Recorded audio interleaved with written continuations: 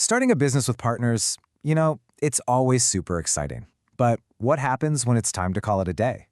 The breakup can be just as crucial as the startup. So today, we're going to lay out a clear, step-by-step legal roadmap for when a business partnership ends. We'll turn what feels like a really complex process into something you can actually get your head around. All right, so here's our game plan. First, we'll get the key terms straight. Dissolution versus winding up. Then we'll look at all the reasons a partnership might end, what you can and can't do after that decision is made, the actual process of closing the books, and finally, the really juicy part, what everyone gets to walk away with. Okay, let's jump right in by clearing up the biggest point of confusion, like right off the bat. You hear people throw around words like dissolution, winding up, and termination as if they're the same thing. But legally, nope. They're totally different steps in a sequence. So let's break this down. Think of it this way. Dissolution is the moment the breakup is announced. It's that point where someone says, "I'm out." But, and this is key, the business isn't over yet. Winding up is everything that happens next. Selling assets, paying bills, tying up all the loose ends. And only when every single one of those loose ends is tied do you hit termination. That's the final official end.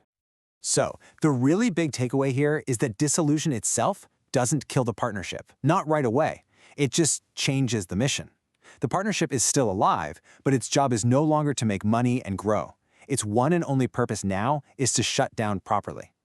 So what actually kicks this whole thing off? What are the triggers that cause a dissolution? Let's get into it, because it's not always a nice, friendly handshake. Sometimes life or the law just forces your hand.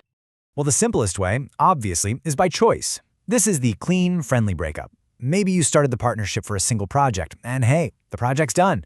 Or maybe everyone just sits down and agrees, you know what, it's time. This is definitely the path of least resistance. But then things can get a little more dramatic. What happens when one partner just decides they're done on their own? Yeah, they can do that. A single partner can dissolve the whole thing at will, even if it goes against the partnership agreement. We call that a wrongful dissolution, and trust me, it comes with some heavy consequences we'll talk about later. Or, of course, the agreement might have a clause for kicking a partner out. And then you've got the stuff that's just completely out of anyone's hands. These are the moments when the law itself steps in and says, pencils down, it's over. Doesn't matter what the partners want. We're talking about things like the death of a partner, or bankruptcy, or maybe the business you're in suddenly becomes illegal. There's no debate, it's just automatic dissolution. And finally, there's the last resort. You have to get a judge involved. This is for the really tough, messy situations. Like if a partner becomes truly incapable of doing their job, or even worse, if they're actively hurting the business. In that case, the other partners have to go to court and ask for a judicial decree to dissolve it. Okay, so once one of those things happens and the dissolution is triggered, boom, the rulebook gets completely rewritten. Instantly. The old way of doing things is gone, and there's a whole new, much stricter set of rules in play. And here's the biggest rule change of all. The party's over.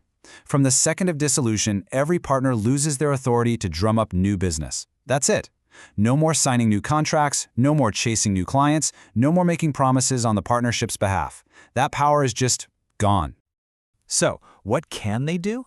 Well, their authority gets a new, very narrow focus: closing up shop. That's it.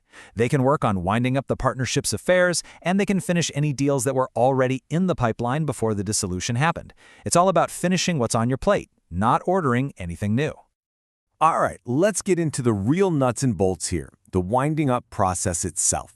This is the part where you gather up everything the partnership owns and start paying off everyone it owes in a very specific step-by-step way. You can really just think of this as the grand accounting phase.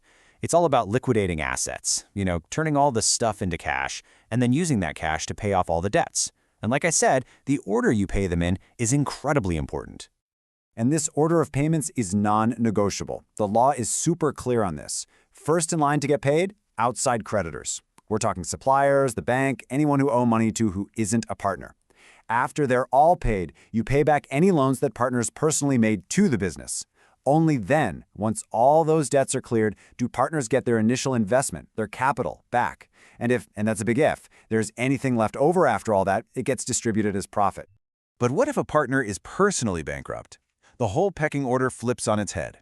When you look at that partner's personal assets, their own private creditors get paid first. The partnership's creditors, they have to wait in line. They only get to make a claim on whatever's left after that partner's personal debts are all settled. All right, and for our final section, we're going to talk about something absolutely critical, how the law treats you based on why the partnership ended.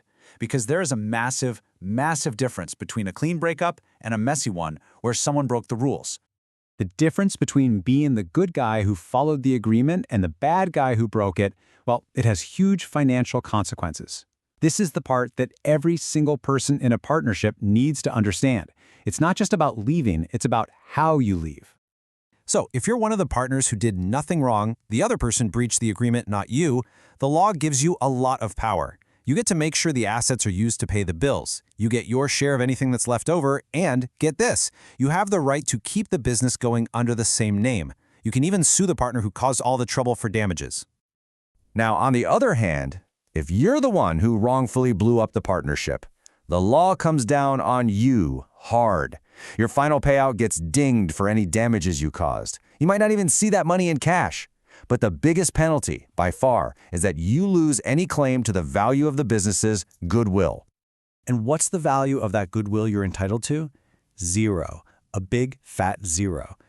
Goodwill, that intangible value of your brand, your reputation, your customer list, is often one of the most valuable assets a business has. And if you're the one who caused the wrongful breakup, you get none of it. That is a very, very expensive mistake to make. So when you see this whole roadmap laid out, from the first decision to the final payout, it really gets you thinking, doesn't it? Knowing what the end of the road can look like gives you a massive advantage when you're just starting out. Which brings us to the final question. Now that you know all this, how would you structure your partnership agreement differently to prepare for the worst-case scenario?